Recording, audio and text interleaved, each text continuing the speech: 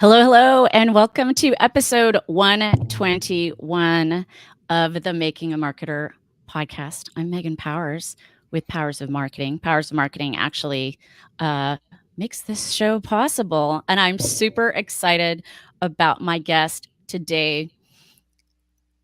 He was my boss's boss, my first job out of college. We were just talking about how we actually weren't that far apart in age. At then or now, weird, Funny how it right? works that How, way. how, how does that work? Welcome to the show, Dave. Thank you, Megan. Thank you. It's so good to do this with you. And oh my God, we're still friends and connected after all these years. That's not that common, you know. Like Right? I'm very happy to say that we have stayed connected. Thanks Same. to And you. I'm modeling my GERS Retail Systems mug that I got on my first day Doesn't that back bring in you back? 1994. Oh my God, 1994. We were children. Indeed. 100%. Oh my goodness. All right. So, ChatGPT, who would have thunk when we scheduled this how the news would have just erupted with it this week. It's been crazy. So, I I have a lot of questions, and hopefully, we'll get questions from our viewers as well. Sometimes in these live shows, we get a bunch of people and a lot of interaction, and you just kind of never know what's going to happen. So, um, Bring it on, I people. We're yeah, ready and for I you. yeah, totally, and I hopefully there won't be we won't go too long. But I always say people say, how long should a podcast be? And the answer is as long as it should be, as long as the content is still good and there's value for the listener, then that's what's up. So hopefully we can, I I don't know, demystify, share some of the whatevers about what's going on with ChatGPT. But first, I'm going to read Dave's bio, which he emailed me. This is fun. Live. We'll edit this out in the podcast. I forgot to go back and put it in the show flow. Oh, I So love it. we don't have to do that, Megan. Yeah. You want No, me? no, I You want got me it. to just? I Okay, you got it. Okay, okay. Yeah. Go Oh for wait, it. do I? Do you have it? All right. Dave has spent more than 30 years marketing technology to global retail and supply chain organizations. His resume includes stints with Aptos Retail, Blue Yonder, Red Prairie, and GERS. He has built his brand by helping businesses identify and take advantage of opportunities where technology intersects with industry challenges and consumer behaviors. And chat GPT technology, despite all the hype and hyperbole, clearly has the potential to impact every business on the planet. He joins us today to help us separate the hype from the reality and see if there's really a there. I love it. I should have maybe Um, warned you about the awkward phrasing on the finish there. You were reading that no, cold. You did a good job. thanks. No, it's no doubt, and it's really it was your I was going to reach out to you for something else, but then you posted an article about ChatGPT on LinkedIn that got a lot of traction, and so I want to start with I think by now everyone knows what artificial intelligence or AI is, but this ChatGPT thing and what precedes it, and we'll get to the news from this week in a little bit. But I'd like to start um, with the article that you wrote was titled "The Rise of Chat GPT Is This Retail's Stop Trying Moment." So let's talk bottom line. I want to start kind of big picture. This tool is obviously great for the regular person searching for in-depth information about things. But what do you think this means for creators, writers specifically, in terms of AI like replacing us?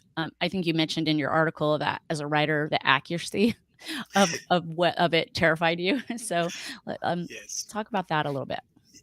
Yeah. I mean, sure. It's not something to be afraid of, but it's certainly something to be aware of. And I think all of us as content creators have a responsibility to understand how to differentiate ourselves from these tools. And they are stunning. So I'm certainly everyone's seen the examples on the internet. One of my favorites, because I idolize Ryan Reynolds. I have a weird fascination with how he seems to have a Midas touch. With everything he touches seems to turn to gold, including his Wrexham soccer slash football team. Apparently now is starting to come Right. back to life even. Uh, and he had to write a commercial, and that's what caught my eye. And he recorded himself. He made a commercial of himself describing the process of how he asked GPT to write a commercial, make it sound like me, use a curse word, include a joke, and talk about the big carriers and why they're bad. And then he read it, theoretically unedited, who knows? But Right.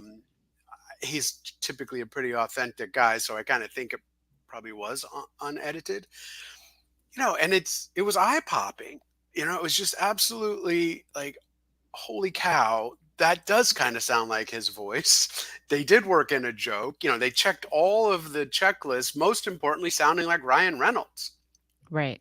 So I took that as a little bit of an aha moment for myself personally, to say, all right, I make an awful lot of my living creating content. How do I stand up, compare, differentiate? And Megan, we should put an asterisk by everything we're going to talk about as in today, Right. right? 100%. A Yep. month from now, this will evolve, and a month after that, it'll look very different. But as we sit here today, there's still a gigantic gap between collecting facts and aggregating them in a conversational tone and applying real value judgment. And, so I, that's where we will make our money, is applying our value judgment. It will be a tool for us. You could have it write you a blog post right now, but you're going to have to apply a value judgment. How accurate, how meaningful is it, and give it the context that you need to make it connect with the audience that you intended. Those are all steps that are light years away Right. for things like ChatGPT, but it's definitely capable of producing, college freshman level papers at minimum. A lot of schools now have sniffers to look for content that's been generated by AI, and fail the projects. So, you know, it's legit, but it's not a threat. I think we need to look at it as a tool and Right. use it as inspiration to figure out how to differentiate from it. It was a Yeah, long-winded for sure. answer, but yeah. No, totally. No, it's there's a lot to it, and I tried. I started using it, and it gave me some pretty decent short answers. And then yesterday I got shut out because of everything that's going on. Yeah. I think the free has gone away. So, but all right. So it's funny because I've heard several people say that ChatGPT is going to do what's it going to do to Google search and SEO, and of course now here we are with the announcement that Google put out that of its AI tool they're calling Bard. Mhm. Actually, they in my research they said they started developing generative AI back in 2017. They called Yeah, it it's weird. Transformer, a novel neural network architecture for language understanding. And now what they're calling Lambda in 2021 to present day, now they're calling it Bard, powered by Lambda. Anyway, but they launched the beta this week. So obviously Google is the king of search. Do you think they will eclipse Chat GPT? Or, what do you think it means for the future of AI in this context? Yeah, so for the future of search, I think that's where we want to focus, because this is without question disruptive to search. But there's an asterisk to that too. So remind me, Yeah. let's talk about that asterisk in a second. Okay. Um, but when you think about the user experience in Google today, or Bing today, or any of the other search engines, it's remarkably easy, right? All you need to know is how to put your mouse in the search box, type in what you care about, and hit enter, and you'll see stuff. It's remarkably easy, yet, if we're being honest, it's remarkably inefficient. You have to do all the work. Okay, Megan, right? You probably Googled or Binged or whatever your search engine of choice is, something to do with Google's beta AI Chat GPT. And you got 4,975,000 results from Google. The search Right. was efficient, but the paddling through the search to find the answers requires you to scan the meta descriptions. Okay, this looks like it might be a candidate. Let me click on that. Right, just the experience. Everybody knows the experience, and while Google was lauded for and made their mark in the world because of the efficiency of the search evaluation has never been efficient. And that's where these new AI tools, Chat GPT, and Bard, change the game. And there are many others. Just Chat GPT hit the zeitgeist in Yeah. November, so that's become the Kleenex, if you will, of Yeah, brands totally. for AI. Um, but you've seen it, right? You see the results. They're collated. There's no traversing to seven other sites and compiling a nugget from here and a nugget from here. And okay, now let me put it together. All that work's been done for you. So that's just that just completely changes everything as a user that we expect from search. So it's not a surprise that Google has rushed this to market, right? There's all kinds of articles you can read. Who knows how true they are? But a code red up in Mountain View when Right. ChatGPT went live, and who knows what the truth is? But they managed to cobble something together in beta here. Within a few months of the zeitgeist getting hold of ChatGPT. So we are now in the search wars, Yeah. in my opinion, for the future of search. And the only advantage Google has that I can tell right now is market share. Right. Uh, and ah, boy, I'm going to say this and then you're going to smack me. I never. Uh, you know, for better or for worse, people tend to trust Google's results. Right. People don't trust Chat GPT. You know, there's the person who runs Twitter was an early investor and co-founder of OpenAI, which inherently now brings all kinds of trust issues to a large portion of the marketplace, despite his protestations of AI is dangerous and we have to make safe AI. Mhm. Perception, it. Powers of Yeah. marketing, perception is reality. So Yeah. there's some inherent trust issues with Chat GPT. And I have yet to see anyone really make inroads into how they're going to solve that. Um, right now, the algorithms are the bias, but once the algorithms do their thing, you get the choice to decide what you're going to believe and what you think is the right answer to your search question.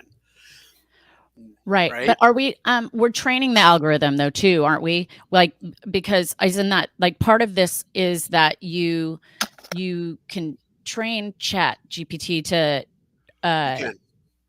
Yes. how does that work? Because I didn't use it enough. Like is it asking a number of questions in a row that teaches it that's like how does it work?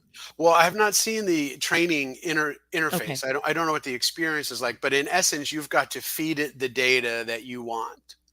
I So see. in the article that you mentioned that I wrote, I market to retailers.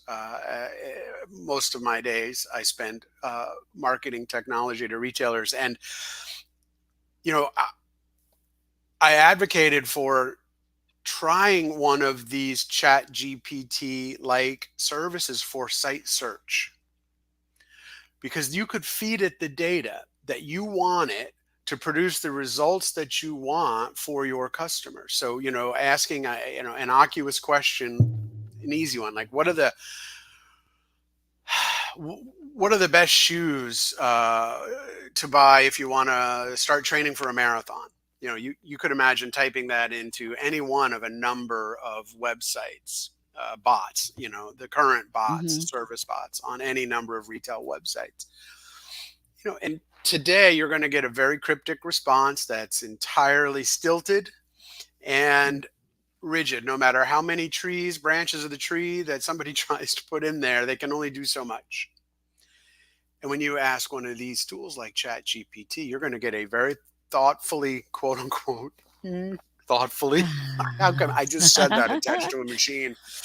Oh God, the future terrifies me, Thoughts. Megan. I know it.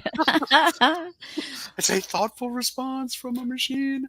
But you know what I mean, right? Like it's Yeah, going to give you, yeah, these are the shoes. Here's the things to consider. You could feed it that data to produce the results that are hopefully going to influence the person to buy your shoes or buy shoes from you.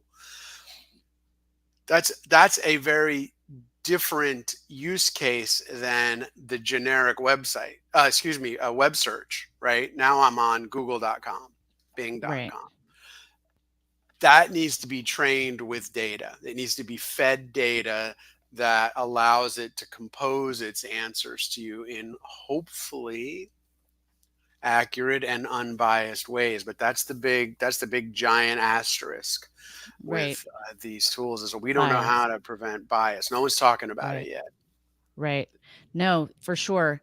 But for me, one of the biggest things, as somebody who used to be a technical writer and used to, Yes, I do write a recall that. knowledge base for software, um, I see there being a huge opportunity here to build a knowledge base potentially. I mean, not eliminating a technical writer's role because they still, it's still important, but like right now, the chatbots that are being used, and I got into ManyChat a little bit, and I ended up not really going fully down that road with it, and I never offered it to my customers.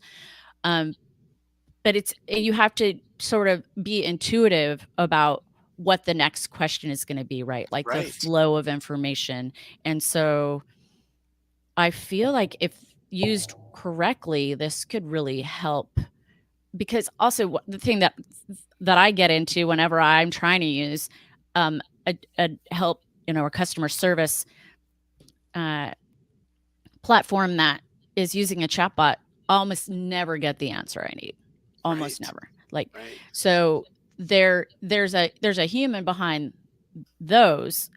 There's a human behind someone creating the flow of what they think you're asking for and the answer that they think that you need. Um, but yeah, but there's that if this then that. So anyway, I think like this could improve that tremendously. Without question. Without question. Next Yeah. time you can get on to Chat GPT. I suspect it's not that it's not free for you. I just suspect it's swamped.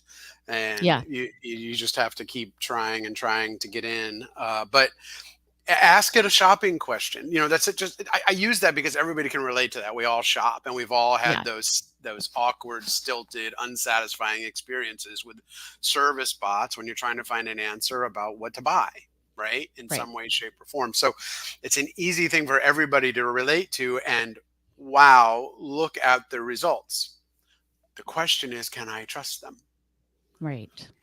I guess I keep going back to trust on that side, and value judgment is how we differentiate. You just hit on it. As a technical writer, your role will be elevated. Not necessarily you particularly, but as I know what you mean. any Yeah. technical writer, our roles will be elevated because we will now be applying those value judgments. What do I believe my customers are most interested in, and what is my objective for this communication? In a retail service setting context, it's I want to influence them to buy more stuff, Right. right? AI can get you so far, but there's a chasm of things that a human can intuit, that a human can apply value judgments to help create that knowledge base that leads to influence. And Right. again, ask me this question in 2 or 3 months, maybe the chasm's more narrow, but right now that's a big chasm. Yeah. Well, and okay, so We used to have Apple versus Microsoft. Now do we have Microsoft versus Google? Like I have this. They have rolled ChatGPT into Bing. That was another part of the big news this week. What aren't you? Why aren't they just buying Well, ChatGPT? they put $10 billion into it, so they don't Oh, they're an own the investor. I company. see. I Yes, see. I see. they've Okay. invested $10 billion in OpenAI, Is which that is all? yeah, right, right. Sorry. Let's grab lunch and throw $10 billion at somebody while we're there. Uh, so they invested $10 billion in that, and they just, as you know, we've been exchanging messages about this all week. When Google announced they were going to announce Bard, they immediately threw together an event to rush the beta of Bing with embedded Chat GPT, and trying to get on that wait list, I think, is about as hard as getting logged into Chat GPT this week. I've been trying in anticipation of our conversation. Yeah. I'm on the wait list, but I haven't been able to get on it. So I've been reading about it. But here's what one thing that On Bard, you Microsoft. mean on Bard? The wait list for Bard? Is that what you're? No, that I'm not. Oh, I have you have to be invited to that. For Bing, you oh, I can see. request an invitation. Oh, on For Bing. Okay, got it. Got it. yes, yeah. Okay. I'm sorry if I wasn't No, clear that's about okay. that. That's all Sorry. right. Yeah. So Microsoft invested $10 billion. They took some version of the infrastructure and the technology and the platform that ultimately came to market as what we know as Chat GPT, and they added web crawling to it. So that's a significant enhancement, which is on par with Bard. So ChatGPT has only been trained. The demo version that you and I can access and that we've been experimenting with, its data it stopped ingesting data in 2021. And that version does not have web crawling capabilities. Oh, interesting. So both Bard and the Bing version of the ChatGPT platform both now have web crawling, which changes things quite a bit. And so we are in the search wars. I do think so. I think it's Microsoft and Google, and or Bing and Google, and we'll see who wins. But uh, you know, it was going to be interesting to see how long Google waited before they put something out there that was comparable. And boy, it didn't really take them very long, right? Right. Relatively speaking, OpenAI launched their demo of Chat GPT, I think on November 22nd, Yes. right? And 2.5 months later, Google feels confident enough in Bard to put it out to a private beta. So they know it's there. There's Yeah. something Yeah. coming that we got to deal with this. Well, and that press conference or whatever that event that they created that they threw together from Paris, that seemed strange to me. Everything Like, about it was, yes, the whole thing. Everything was just it was like I mean, it'd be a fascinating episode of Succession.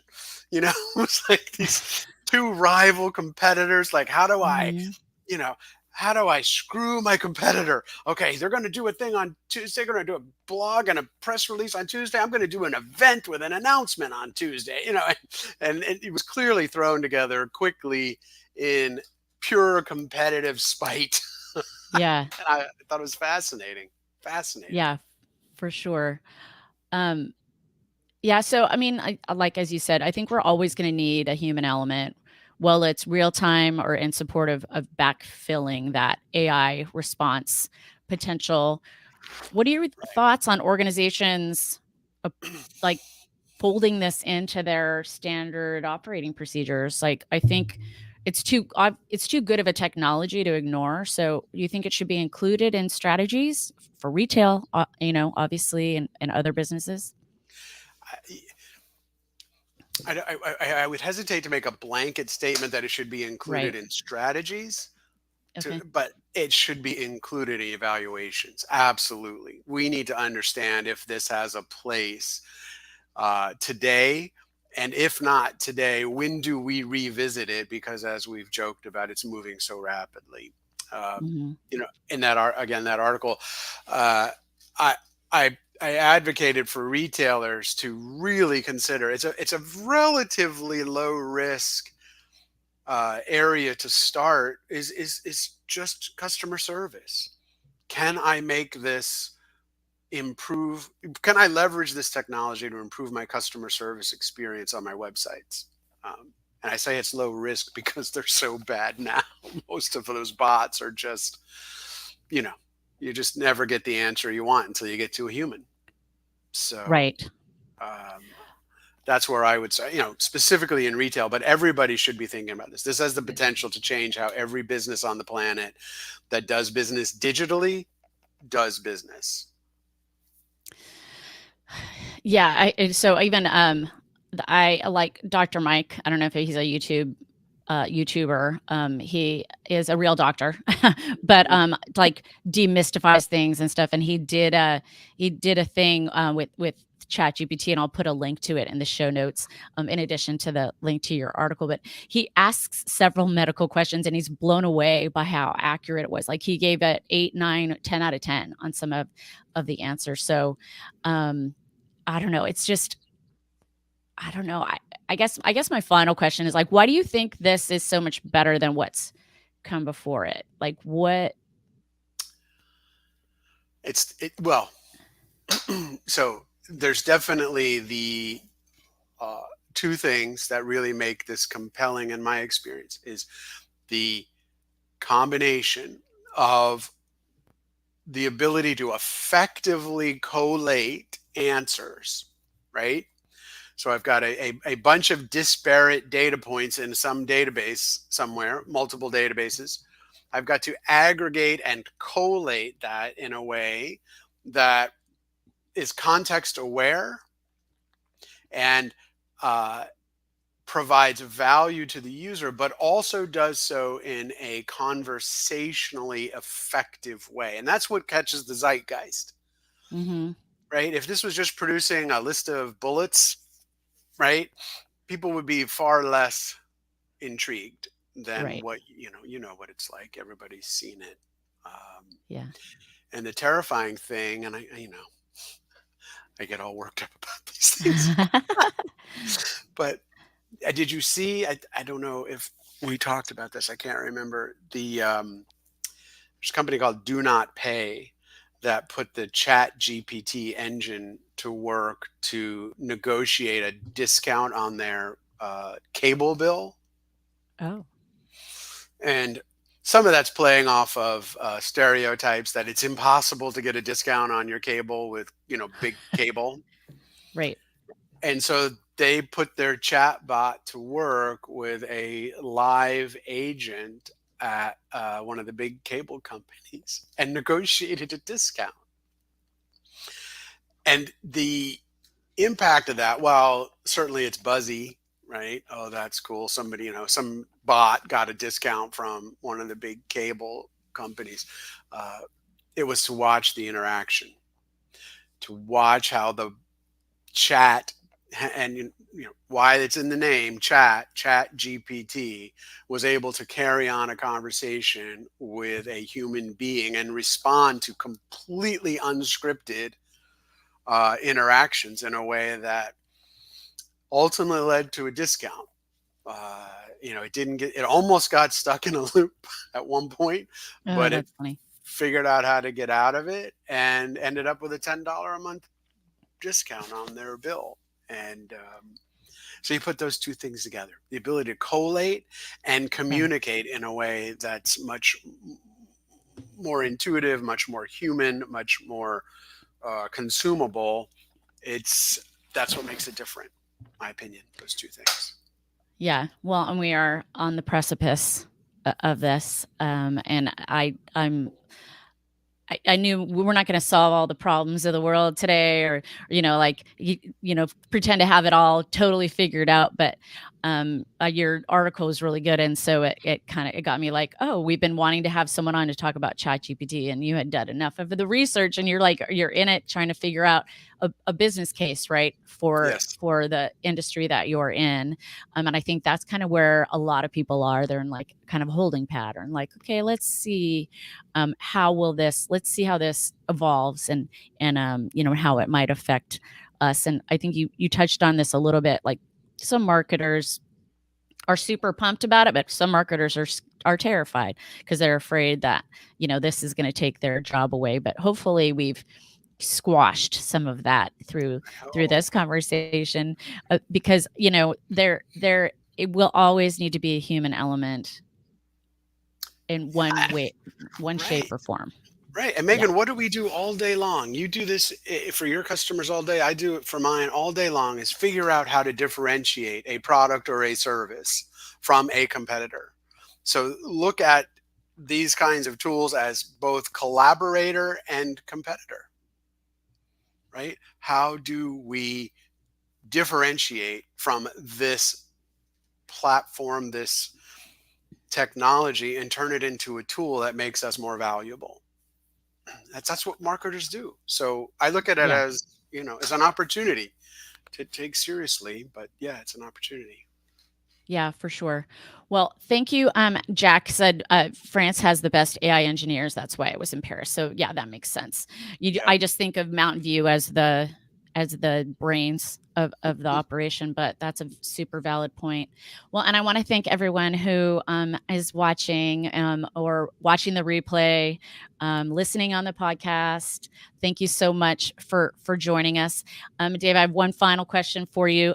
As my Amazon groceries are being delivered, not lying, he's been trying to call me, and then I just heard him at the door. So I put a sign on my door not to knock. But I love to ask our guests a business book that they recommend. And I did not prep you for this. So if you don't have one off the top of your head, that's totally okay. But do you have a business book that you could recommend to our listeners? Well, I don't necessarily have one. I have 19. Okay.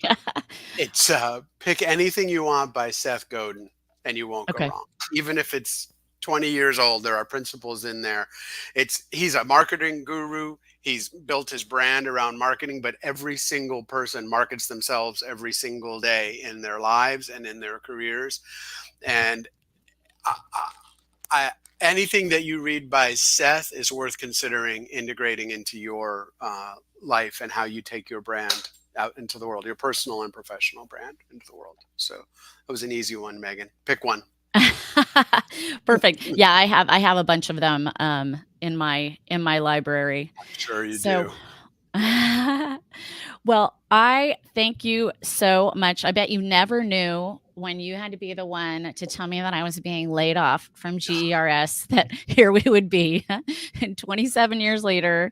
That I know for you was difficult, and it was obviously difficult for me 7.5 months into my first job out of college. But it taught me a life lesson. It taught me, really, I have been, because of that, I have been nimble and always ready to have to make my next move, which also makes having my own company kind of nice too, right? Because customers will also come and go. But I appreciate you and all your knowledge and all your goodness through the years. Oh, you too, Megan. And I am I never cease to be impressed. I follow you, even though we haven't talked every day, certainly even every year over the last many years. I watch you and watch you grow and watch you evolve. And I see you bringing to life those lessons that you talked about. I see it every day when I see stuff from Megan Powers. So that's legit. I know that you took life lessons from that, and to your great credit, you made them work for you very successfully. So good on you. Thank you. Well, and it wasn't the first time I was laid off. So I definitely have a heart for everyone in tech who's been going through all of this, the last few months. So there's something better on the other side. That's for sure, even if it's hard to see. That's the lesson, right? It's just door close. It's, the cliche, but one door closes, another one opens. It didn't hurt that I got hired back on contract at twice the pay. 8 weeks later. Right. that helped cushion the blow a little bit. Yes, I remember. I remember. I'm not, long ago. I hate having to do those things, and got out of managing people primarily because of that experience. I just decided I'm going to be an individual contributor and do my thing and not have to deal with those very difficult and challenging human things. So Yeah, for for better or sure. worse, I Totally guess. get that. Yeah. Yeah. No, well, you're still a mentor to people that you work with, and whatnot. So you'll always have that element. Yeah. It happens So when you get all these white hairs in your beard. I just cover mine up. I mean, not my beard, Yeah. but Hopefully not. all right, my friends. Thanks again. Thanks, Jack, and everyone else who has been with us live. This has been a real treat, and hopefully, if you didn't know about this Chat GPT thing, hopefully you understand it a little bit more, even if you did. So thank you, everyone, for joining us. Thanks, Dave. Yeah. Thank you, Megan. It was a blast. Thank you. All right, friends, this has been episode 121 of the Making a Marketer podcast, and we will catch you next time.